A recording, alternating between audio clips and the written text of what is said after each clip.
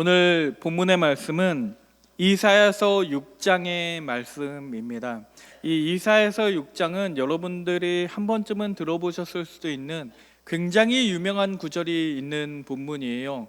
주여 내가 여기 있나이다 나를 보내소서라고 했던 이사야의 그 소명을 받은 장이 바로 이 이사야서 6장의 말씀입니다.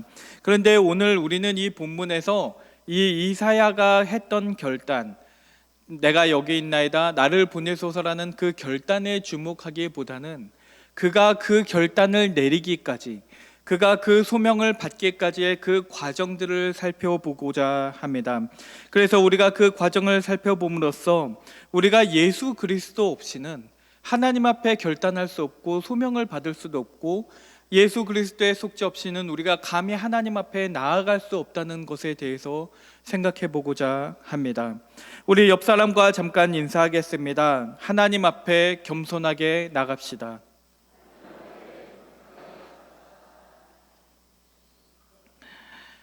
오늘 이 본문의 말씀은요, 이 이사야 선지자가 성전에 있을 때 일어난 일입니다.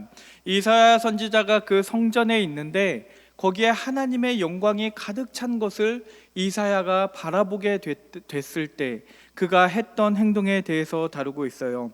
그런데 오늘 이 말씀이 그냥 바로 이사야가 하나님을 만나게 되었다는 것으로 시작하는 것이 아니라, 이 말씀이 어떻게 시작하고 있냐면 이사야서 6장 1절의 가장 맨 앞을 보면 우시야 왕이 죽던 해에라고 그렇게 기록이 되어 있습니다. 우리가 이 말씀을 읽으면은 그냥 이 말씀을 굉장히 쉽게 간과하기가 쉬워요.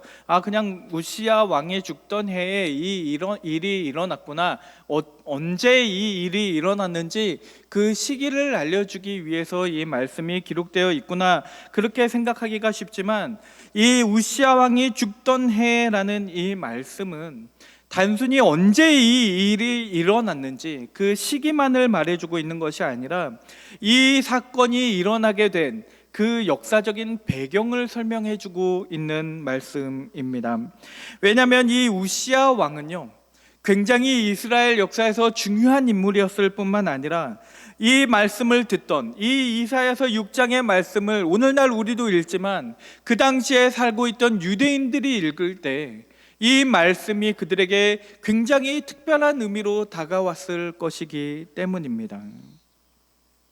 이 우시야 왕이라는 사람에 대해서 우리가 먼저 이해할 필요가 있는데, 이 우시야 왕은 16살의 왕이 된 사람이에요. 16살 때부터 왕이 돼서 무려 52년간이나 그 유다 왕국을 다스리고 통치했던 왕입니다. 그런데 이 우시야 왕이 그 다른 왕들과는 다르게 굉장히 훌륭한 왕으로 기록이 되어 있어요. 이 왕이 군사적으로 굉장히 뛰어난 능력과 역량을 보였기 때문에 블레셋과 암몬과 같은 그 수많은 이방 민족의 침입으로부터 유다를 지켰을 뿐만 아니라 거기에 나아가서 그 이방 민족들이 이 유대아 민족들에게 조공을 갖다 바칠 정도로 그렇게 막강한 군사력을 가지게 했던 것이 바로 이 우시야 왕입니다. 그리고 또 이 왕은 단순히 전쟁만 좋아하고 군사적인 능력만 뛰어났던 것이 아니라 농사를 짓는 것도 굉장히 관심이 많고 좋아했기 때문에 이 여러 지역에 큰 저수지를 짓고 그 주변에서 가축을 기르며 포도원들을 세우고 가꾸게 하고, 그렇게 해서 이 유다가 그 농업에 있어서도 굉장히 풍성할 수 있게 만들었던 왕이 바로 이 우시야 왕이라는 왕입니다.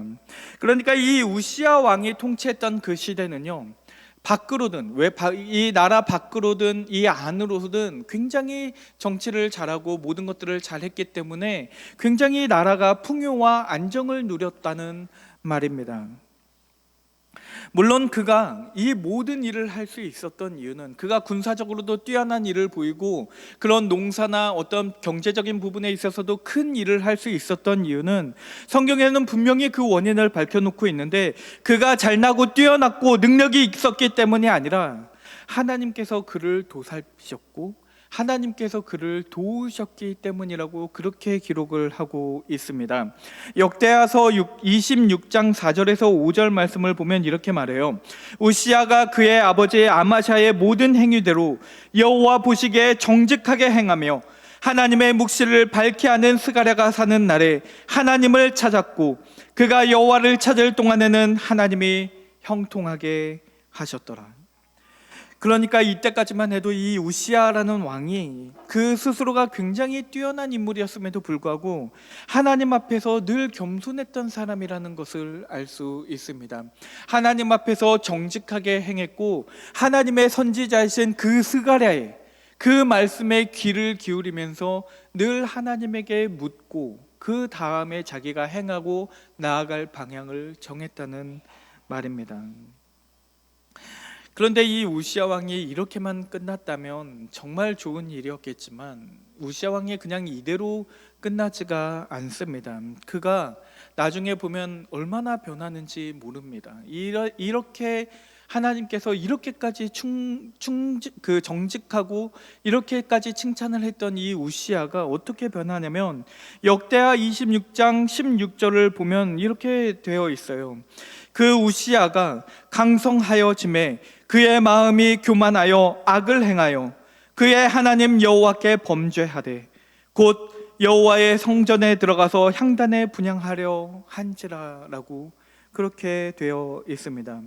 그러니까 하나님께서 그를 형통하게 하셨기 때문에 그가 모든 일에 있어서 성공을 거둘 수 있었던 것임에도 불구하고 막상 그가 강성하게 되니까 그가 모든 권력들을 가지게 되니까 그가 이제는 변하여서 교만해졌어요. 그래서 그 교만한 마음 때문에 하나님 앞에서 악을 행하여 하나님 앞에 감히 자기가 직접 나아가서 분향을 하려고 했다는 말입니다. 그러니까 이 우시야 왕이 했던 그 교만한 마음으로 저질렀던 가장 결정적인 잘못이 뭐냐면 성전에는 제사장이 있는데도 불구하고 그 제사장을 거치지 않고 자기가 직접 나아가서 성전에서 분향을 하고 하나님 앞에 나아가려고 했다는 데에 있습니다. 마치 이방의 왕들이 그랬던 것처럼 자기가 왕권을 가지고 있을 뿐만 아니라 그 제사장의 그 권리까지 그 능력까지 자기가 가지고 싶어서 그래서 그 왕이고 나의 역할이 아닌데도 불구하고 그 제사장들을 제끼고 자기가 하나님 앞에 나아가 분향하려고 했던 것입니다. 그래서 제사장 아사랴가 그 모습을 보고 왕에게 담대하게 나아가서 왕에게 이렇게 얘기를 해요. 그를 제지하면서 뭐라고 말하냐면 역대하 26장 18절 말씀을 보면 우시야 왕의 곁에 서서 그에게 이르되 우시야여 여호와께 분향하는 일은 왕이 할 바가 아니요 오직 분향하기 위하여 구별함을 받은 아론의 자손 제사장들이 할 바니 성소에서 나가소서. 왕이 범죄하였으니 하나님 여호와께서 영광을 얻지 못하리이다라고 말합니다. 그러니까 이 우시야 왕은요, 그 성전에 들어가서 그 분향을 하면요, 자기가 영광을 얻게 될 거라고 생각을 했습니다. 자기가 그렇게 분향을 하면 하나님이 기뻐하실 것이라고, 그것이 아무 문제가 되지 않을 것이라고 생각했어요. 그런데 아무리 왕일지라도 모든 일을 할 수 있는 것은 아닙니다. 성소에서 분향하는 일은 오늘 본문 말씀을 보면 누구만 가능합니까? 아론의 자손인 제사장만 가능한 일이라고 되어 있습니다. 민수기에서 기록된 말을 여기서 다시 확인하고 있는 거예요. 그런데 그 말을 들었던 그 우시야가 어떻게 반응하는지 아십니까? 이 성소에서 나가소서, 이건 왕이 할 게 아니라 제사장들의 몫입니다라고 했더니 그 우시야가 뭐라고 어떻게 하냐면 그 말을 듣는 그 즉시 그 자리에서 분노하며 화를 내는 것을 볼 수 있습니다. 그가 왜 거기에서 화를 내냐면 하나님께서 자기를 축복하셔서 자기가 행했던 그 모든 것들이 형통하였기 때문에 그것이 그의 마음을 교만하게 만들어서 내가 뭘 하든지 내가 그냥 아무 일이나 해도 하나님께서 다 기뻐하시고 하나님께서 다 형통하게 해주실 것이라고 그렇게 생각했는데, 그랬는데 그 제사장들이 자기를 제지하니까 그러니까 거기서 분통을 터뜨리는 것입니다. 그런데 그가 제사장들에게 자기의 영광만 알고 살아가던 그 우시아에게 그 제사장들에게 화를 내는 그 순간 그 이마에 뭐가 생겨요. 그 이마에 갑자기 나병이 생겼다라고 되어 있습니다. 나중에 생긴 게 아니고요, 그 자리에서 화를 내는 그 순간에 그 이마에 나병이 생기기 시작했다라고 되어 있습니다. 그리고 이 우시아 왕이 결국에 어떻게 죽게 되냐면, 오늘 이 사건 때문에 그 성전의 제사장들을 제끼고 자기가 직접 하나님에게 나아가려고 하던 그 태도 때문에 이 나병이 생겨서 이 우시아 왕이 죽게 됩니다. 그러니까 그 당시에 그 우시아 왕 이마에 나병이 생겼다는 말은, 이 구약 성경에서 나병은 그냥 질병이 아니라 부정하게 되었다는 것을 의미합니다. 그러니까 이제 그는 더 이상 부정한 자이기 때문에 성전에 들어갈 수가 없어요. 그래서 그 자리에서 나병이 생기는 그 즉시 성전에서 쫓겨납니다. 그리고 성전에서만 쫓겨나는 게 아니에요. 지금까지 자기가 잘 있던 그 궁궐에서, 그 왕궁에서조차 떠나게 됩니다. 왜냐하면 이 격리를 해야 됐기 때문에 그가 왕궁에 들어가지 못하고 그 왕궁 옆에 있는 별궁에서 지내게 되었다라고 되어 있어요. 그리고 그 따로 격리되어서 별궁에 살다가 죽게 되었는데, 그가 죽은 후조차도 그 다윗의 왕조가 묻히는 그 무덤에 묻히지 못하고, 그 묘실에 묻히지 못하고, 그가 나병에 걸려 부정한 자가 되었기 때문에 그 왕들이 묻히는 그 무덤에 묻힌 것이 아니라 그 바로 옆에 있는 그 다른 땅에 가서 혼자 묻히게 됩니다. 그러니까 이 우시아 왕이 주는 교훈이 뭐냐면, 이 우시아 왕은 자기의 지위나 자기가 이룬 그 업적들을 너무나 지나치게 과대평가했기 때문에, 그래서 자기의 마음이 교만해졌기 때문에 이제 더 이상 하나님 중심적으로 살아갔던 것이 아니라 자기의 중심적으로 살아갔기 때문에 구별된 그 제사장을 거치지 않고 그냥 자기가 멋대로 하나님에게 나아갔고, 그리고 그로 인해서 그가 죽음을 맞이하게 되었습니다. 그러니까 오늘 이사야 6장 이 1절에 나와 있는 그 이사야 6장이 시작하는 가장 처음에 우시아 왕이 죽던 해에라는 이 말씀은, 단순히 그 시기에, 우시아 왕이 죽던 시기에 이 사건이 일어났다는 것일 뿐만 아니라 바로 그렇게 하나님을 잘 믿는 것처럼 보였던, 바로 그렇게 하나님을 잘 섬기는 것처럼 보였던 우시아 왕이 그 마음이 교만해짐으로 말미암아 하나님께 벌을 받아 죽게 되었던 바로 그때에라는 의미입니다. 그러니까 바로 그때에 우시아 왕은 자기의 모든 영광을 누리면서 자기가 이 유대 왕국을 굉장히 풍성하게 하고 이 왕국을 다 건설해서 모든 영광을 차지할 것처럼 보였던 그 우시아 왕이 죽어서 그의 영광은 모두 다 사라진 그때에도 여전히 그 성전에는 하나님의 영광이 가득 차 있는 것을 볼 수 있습니다. 그 우시아 왕은 이제 죽고 사라져서 없어져 버렸는데 여전히 하나님께서는 그 성전에 머물고 계시며 그곳에는 하나님의 영광이 가득 차 있습니다. 그리고 그 성전에서 천사들이 하나님의 곁에 서서 뭐라고 말하냐면, 거룩하다 거룩하다 거룩하다, 만군의 여호와여 그의 영광이 온 땅에 충만하도다 라고 그렇게 찬양을 하고 있습니다. 그리고 바로 그 광경 가운데 그 하나님의 영광이, 하나님의 임재가 그 성전에 가득 차 있는 그 순간에 바로 이사야라는 그 인물이 등장을 하는데, 이 이사야가 하나님을 만났을 때의 그 태도가 이 우시아 왕의 모습과 완전히 다르다는 것을 알 수 있습니다. 구체적으로 이 우시아 왕의 모습은요, 하나님을 두려워하지 않아요. 하나님을 두려워하지 않기 때문에 그냥 내가 제사장도 필요 없습니다. 그냥 내가 직접 하나님에게 나아가서 하나님께 분향을 드리면 하나님이 다 기뻐하실 것이라고 생각을 했다면, 오늘 이사야서에서 나오는 이 이사야 선지자는 어떻게 하냐면 하나님 앞에서 감히 얼굴을 들지 못합니다. 오늘 본문의 말씀, 우리가 아까 읽었던 이사야서 6장 5절에서 이사야가 뭐라고 하는지 보세요. 그때에 내가 말하되 화로다 나여 망하게 되었도다.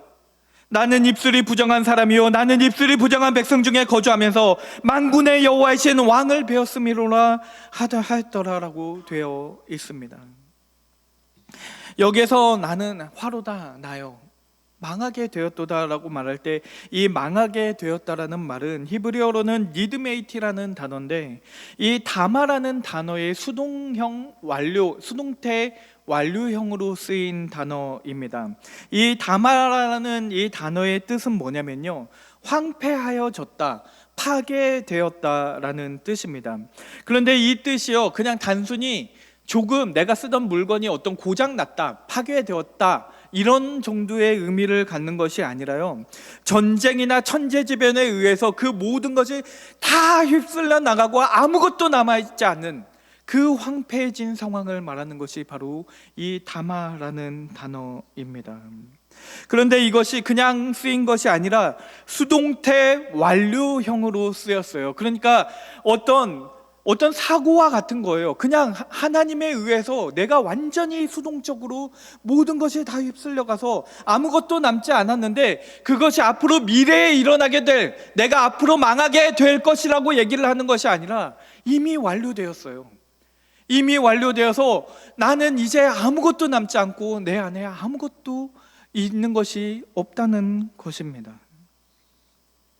그것이 오늘 선지자가, 이 이사야 선지자가 하나님을 만났을 때 했던 화로다 나여 망하게 되었도다라는 말의 의미입니다. 왜 그랬을까요? 왜 이 이사야 선지자는 하나님을 만났을 때 이런 고백을 하게 되는 것일까요? 우리가 생각할 때는 하나님을 만났으니까, 와, 정말 하나님을 만나서 그 영광을 보게 되면 우리가 되게 기뻐하거나 아니면 하나님의 영광을 찬양하게 될 것 같은데, 아니면 이 기회에 하나님 만났으니까, 하나님, 내가 이런 것들 정말 꼭 필요합니다, 내 소원이나 내 원하는 것들 이때 아니면 언제 얘기하겠어요? 하나님에게 얘기할 수도 있을 텐데, 왜 이 이사야는 이 하나님을 만났을 때 완전히 절망에 빠지게 되고 완전히 자기 자아를 상실한 것과 같은 그 자아가 무너지는 그런 고백을 하고 있는 것일까요? 왜냐하면은 우리가 하나님이라는 그 거룩하신 존재, 그 하나님의 끝없는 그 영광을 바라보게 되면 모든 사람이 그 영광에 압도되기 때문입니다. 예외가 없어요. 성경을 한번 읽어보세요. 그 하나님을 만나고 예수 그리스도를 통해 하나님의 영광을 본 사람들에게 예외가 없습니다. 누구나 그 앞에서 바로 엎드리고 그 거룩하시고 그 영광 가운데 우리의 자아가 무너지는 것 같은 사람들을 여러분들이 수없이도 많이 발견할 수 있습니다. 생각해보면 우리의 자아라든지 우리의 자존감과 같은 것들은요, 항상 어떤 상대적인 개념입니다. 우리가 항상 남들과 비교하고 다른 사람들과의 관계를 통해서, 그 유대 관계를 통해서 내 자아가 형성되고 내 자존감이 형성이 되는 것입니다. 그런데 그 자존감이나 그 자아가 언제 무너지는지 아십니까? 바로 나보다 정말 우월하고 정말 뛰어난 사람을 만나면 그 앞에서 자존감이 굉장히 무너지게 되는 경험을 할 수 있습니다. 예를 들면요, 제가 이제 유학을 갔을 때 제가 경험했던 건데, 제가 이제 되게 부푼 꿈을 안고 유학을 가서 공부를 하는데 그때 엄청 자존감이 무너지는 경험을 했어요. 왜 그러냐면 저만 빼고 다 잘하는 것 같아요. 저만 빼고 다 공부 잘하는 것 같고, 다 신학에 대해서도 정통하신 분들인 것 같고, 그리고 영어도 다들 어찌나 그렇게 잘하시는지, 저는 영어도 잘 못해가지고 말도 떠듬떠듬 겨우겨우 의사소통이 안 돼요. 의사소통이 안 돼가지고 어떻게 이 말을 해야 되는지 그것을 구글에 막 검색을 하면서 말하고 있는데, 그냥 자연스럽게 영어하면서 원어민처럼 그렇게 영어하면서 신학 논쟁을 하고 있는 그런 분들을 보면은 그 앞에서 주눅이 들 수밖에 없고, 나는 도대체 뭔가, 난 지금 여기 왜 와서 여기에 이러고 있나, 이런 생각이 들 수밖에 없다는 것입니다. 꼭 제 경험뿐만은 아닌 것 같아요. 여러분들이 많이 영화를 보셨던 영화 중에 그 아마데우스라는 영화를 보면 그 살리에라는 엘르라는 사람이 그 모차르트를 만났을 때 그 사람의 그 뛰어남, 그 사람의 재능을 보며 자기의 모든 것이 무너지는 것을 경험하는 것을, 물론 실제로는 그러지 않았다고 해요. 이 영화의 내용이라고는 하는데, 그렇지만 그 영화의 내용을 보면 그 사람이 모차르트를 보면서 얼마나 무너지는지 여러분들이 아마 다 알고 계실 거라고 생각합니다. 그런데 하나님은요, 우리는 그래도 같은 인간이잖아요. 존재가 다르진 않아요. 어쨌든 아무리 저 사람이 나보다 뛰어나도 존재가 다르지는 않습니다. 그냥 나보다 조금 더 능력이 뛰어날 뿐이에요. 그런데 하나님이라는 존재는요, 아예 우리랑 존재 자체가 다릅니다. 아예 우리하고 구별된, 아예 우리하고는 다른 세상에 있는 그런 하나님이시라는 말입니다. 그래서 오늘 본문 말씀을 보면 이사야서 6장 3절에 보면 스랍들이 하나님에게 뭐라고 찬양을 하냐면 3번이나 얘기해요. 아마도 3위 하나님이었기 때문에 3번을 외치는 것 같아요. 거룩하다 거룩하다 거룩하다라고 그렇게 찬양을 합니다. 여기에서 우리가 거룩하다라는 말의 의미는 뭐냐면, 이 하나님이라는 존재가 이 세상에 존재하는 것들과 같지 않아서 완전히 구별되었다. 이 거룩이라는 말의 뜻은 구별되었다는 뜻이에요. 어떤 자르다라는 말에서 나온 말인데, 이 잘라낸 것처럼 마치 이 세상에 있지 않은 아주 특별한 존재처럼 있는 것이 바로 이 거룩하신 하나님이라는 말입니다. 그래서 이 말씀을 보면요, 이 천사들조차도 하나님 앞에서 어쩔 줄 몰라 하는 것을 볼 수 있습니다. 이사야서 6장 2절 말씀을 보면 이렇게 기록되어 있어요. 스랍들이 모시고 섰는데 각기 6날개가 있어 그 둘로는 자기의 얼굴을 가리었고 그 둘로는 자기의 발을 가리었고 그 둘로는 날며라고 되어 있습니다. 그러니까 여기에는 스랍이라는, 우리가 잘 알고 있는 이 천사들, 다른 본문에서는 그룹들이라고도 하고 하나님의 사자들이라고도 하고 하나님의 아들들이라고 불리기도 하던 그 천사들이 등장을 하는데, 여기서 말하는 이 스랍이라는 존재는 이 샤라프, 이 불타다라는 동사에서 명사를 만들면 그것이 바로 오늘 스랍이라는 단어입니다. 그러니까 이 스랍은요, 우리가 볼 때 이 스랍이라는 존재도 굉장히 뛰어난 존재처럼 보일 수밖에 없어요. 그 스랍이라는 존재는 불타고 있는 그런 존재라는 뜻입니다. 그리고 이 천사들에게는, 그 불타고 있는 그 천사들에게 날개가 6개나 달려있대요. 그런데 그들이 2개의 날개로만 날아다니고 그 중에 2날개는 어떻게 하고 있냐면, 그 2날개는 자기의 눈을 가리고 그 다음에 나머지 남은 그 2개의 날개로는 자기의 발을 가리고 있다고 되어 있습니다. 왜냐하면 그들조차도, 그 스랍들조차도 하나님의 영광을 감히 똑바로 쳐다볼 수가 없어서 그들이 그 2개의 날개로는 자기의 눈을 가리고 그들이 하나님 앞에서 자기의 존재를 드러내기가 어려워서 그들의 발을 나머지 2개의 날개로 가리고 있었다는 말입니다. 그러니까 이사야뿐만이 아니에요. 그 스랍들조차도 그 감히 하나님의 거룩하신 그 영광 앞에서 자기의 존재를 감히 드러낼 수가 없었다는 것입니다. 그런데 오늘 이 이야기가, 이 이사야 선지자가 하나님을 만나서 그냥 무너져 내린 그 이야기로만 끝나지가 않습니다. 오늘 6절 말씀에 보면 그 스랍 중에 한 스랍이 다가와서 성전 제단에 있던 핀 숯을 가지고 와서 이사야 입술에 갖다 댑니다. 그리고 7절에 보면 그 다음에 뭐라고 말하냐면, 보라 이것이 내 입에 닿았으니 내 악이 제하여졌고 내 죄가 사하여졌느니라라고 말합니다. 여기에서 이 핀숯이라는 말은 이미 죄가 되었음에도 불구하고 여전히 그 불씨가 살아있는 그 숯을 말합니다.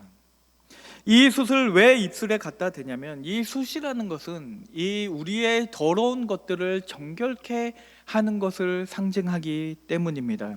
이사야서 1장 25절에 보면 이렇게 되어 있어요. 내가 또 내 손을 내게 돌려 내 찌꺼기를 잿물로 씻듯이 녹여 청결하게 하며 내 혼잣물을 다 제하여 버리고라고 되어 있습니다. 그러니까 죄라는 것은, 우리가 생각할 때 죄라는 것은 우리가 묻으면 더럽게 생각하지만, 여기에서 나오는 이 죄라는 것은 더러운 것을 씻어서 정결하게 하는 것을 의미합니다. 우리도 옛날에는 양잿물이라고 해서 이 비누 대신에 물에다가 젤을 타서 이 수산화나트륨을 만든 다음에 그것으로 비누를 대신한다는 것을 아마 들어본 적이 있으신 분도 계실 겁니다. 그러니까 이 스랍이 그 숯을 가지고 와서 이사야의 입술에 갖다 댔다는 것은 그를 이제 정결케 해서 그 모든 악들이 제거되었고 너의 모든 죄가 용서되었다는 것을 의미합니다. 그런데 생각을 해보세요. 이 성전에서 이 숯을 스랍이 어디에서 가지고 오는지 아십니까? 이 숯이요, 그냥 나무를 태운 숯이 아니에요. 이 본문의 말씀을 보면 이 스랍이 이 숯을 어디에서 가져오냐면 성전 제단으로부터 이 숯을 가지고 왔다고 되어 있습니다. 그러니까 이 성전 제단에서 태웠던 그 희생 제물을 태우고 난 후 그 죄가 된 그 숯을 가지고 와서 그것을 이사야 입술에 발랐을 때 그때에 내 악이 제하여졌고 그 죄가 사하여졌느니라라고 말하고 있다는 것입니다. 그리고 바로 그 다음에 나오는 장면이 그 입술에 그 죄를 대었을 때 이사야가 했던 그 고백이 하나님께서 내가 누구를 보낼꼬 하니 내가 여기 있나이다 나를 보내소서라는 그 이사야의 결단입니다. 그러니까 많은 사람들은 이 본문을 보면서 이 말씀이 너무 감동적이니까 내가 여기 있나이다 나를 보내소서라는 그 말씀을 보면서 그 이사야의 결단과 이사야의 소명에 대해서만 집중을 하고 그것에만 관심을 가져요. 그런데 이 말씀을 잘 읽어보면요, 이사야는 그렇게 담대한 사람이 아닙니다. 주여 내가 여기 있나이다 나를 보내소서라고 말할 수 있는 사람이 아니에요. 그 하나님 앞에서 화로 다 나요 망하게 되었도다 나는 입술이 부정한 사람입니다. 그렇게 고백을 했던 것이 바로 이사야 선지자라는 것을 알 수 있습니다. 그러니까 하나님을 만났을 때 그 자아가 무너졌던, 그 하나님 앞에서 너무나 자기를 초라하게 느꼈던 그 이사야가 내가 여기 있나이다 하나님 앞에 담대히 나아가면서 내가 여기 있으니 나를 보내주십시오라고 그렇게 고백할 수 있었던 그 중심에는 무엇이 있었냐면 그 스랍이 그의 입술에 갖다 대었던 그 숯이 있었다는 말입니다. 희생제물이 다 타버려서 이제는 다 죄가 되어버렸지만 여전히 그 안에는 생명의 불씨가 있는 그 핀 숯이 있습니다. 그리고 이 제단에 피어있던 그 숯은 구약에서는 단순히 그 희생제물을 태우고 남은 것이었지만 우리가 신약에 넘어가서는 그 예수 그리스도의 십자가를 통해 우리가 우리의 죄가 용서하여지고 우리에게 있는 그 악이 제거되었다는 것을 우리가 다 믿게 되었습니다. 결국 이 우시야 왕의 차이, 우시야 왕과 이 이사야의 결정적인 차이가 어디에 있는지 아십니까? 결국 이 둘의 가장 큰 차이는요, 결국에 예수 그리스도를 필요로 했냐 필요로 하지 않았냐는 데에 있습니다. 이 우시야 왕은요, 자기가 이 대제사장이신 예수 그리스도 없이도 필요 없다고 생각했어요. 그 제사장 필요 없이 내가 직접 하나님에게 나아갈 수 있다라고 그렇게 생각을 했습니다. 그런데 이 이사야는 예수 그리스도의 속죄 없이는 그 핀 숯이 내 입술에 닿기 전까지는 감히 하나님 앞에 설 수 없었던 사람입니다. 그러니까 오늘날에도 마찬가지예요. 마치 우시야 왕처럼 신앙생활을 하는 사람이 있고 마치 이사야처럼 신앙생활을 하는 사람이 있다는 말입니다. 오늘날 얼마나 많은 사람들이 이 우시야 왕이 그랬던 것처럼 마치 그리스도가 없이도 내가 신앙생활을 잘 할 수 있다고 생각하는 사람들이 얼마나 많이 있는지 모릅니다. 그들의 믿음은요, 그냥 내가 형통하고 내 농사가 잘 되고 내 군사력이 강성해져서 내가 형통하며 이 세상에서 잘 살아가는 것이 목적이기 때문에 저 구원을 얻어서 천국에 가는 것도 내가 그 천국에 가서 편하게 살아가는 것, 아무 문제 없이 살아가는 것이 그들의 모든 목적이기 때문에 그 천국에 들어갈 수만 있다면, 내가 이 세상에서 형통하게 살아갈 수만 있다면 그 예수 그리스도라는 것은 그것을 얻기 위한 수단에 불과하지 그것이 나의 목적이 되지도 못하고 그것이 나에게 그렇게 큰 의미를 갖지 못한다는 말입니다. 굳이 힘들게 내가 여기 있나이다, 나를 보내소서라고 고백할 필요가 없어요. 내가 원하는 건 그게 아니거든요. 그런데 누가복음 9장 23절에서 예수님은 우리에게 뭐라고 말씀하시냐면, 아무든지 나를 따라오려거든 자기를 부인하고 날마다 제 십자가를 지고 나를 따를 것이니라라고 말씀하셨습니다. 그리고 갈라디아서 2장 20절에서 바울은 뭐라고 얘기하냐면, 내가 그리스도와 함께 십자가에 못 박혔나니 그런즉 이제는 내가 사는 것이 아니요 오직 내 안에 그리스도께서 사시는 것이라라고 그렇게 고백을 합니다. 그런데 얼마나 많은 사람들이 여전히 하나님 앞에서 나를 내세우면서 나 하나님은 중심적으로 살아가는 것이 아니라 내 중심적으로 신앙생활을 하면서 살아가는지 모릅니다. 그들은 결코 하나님의 영광을 보지 못해요. 그 성전을 들어갔는데도 그 하나님의 영광을 바라보지 않기 때문에, 그렇기 때문에 결코 자기를 부인하지 않습니다. 왜냐하면 이 둘은 늘 항상 함께 가는 것이기 때문이에요. 우리가 하나님의 영광을 본 사람들은요, 그 하나님의 영광 앞에서 자기의 자아가 무너지는 경험을 할 수밖에 없고, 그 하나님 앞에서 내가 얼마나 더러운 죄인인지를 깨닫게 되기 때문에 자기를 부인하지 않을 수가 없습니다. 반대로요, 자기를 부인한 사람은, 자기가 아무것도 아닌 것이라는 것을 깨달은 사람은 비로소 그때야 하나님의 영광을 바라볼 수 있게 되는 겁니다. 그러니까 이 둘이 하나에 따로 떨어진 것이 아니라 이 둘이 항상 함께 가는 것이라는 말입니다. 그런데 이 하나님의 영광을 보지 못한 사람들은 마치 우시야 왕이 그랬던 것처럼 하나님의 영광을 보지 못했기 때문에 나의 영광을 위하여 제사를 지내고 나의 영광을 위하여 이 교회에 나와서 예배를 드리게 된다는 것입니다. 그런데 예배는요, 내가 결단해서 나온 게 아닙니다. 이 우리가 예배에 나와서 드린 건요, 내가 예배에 나오고 싶어서 나오고 내가 선택해서 내가 가고 싶으니까 나온 것이 아니라는 말입니다.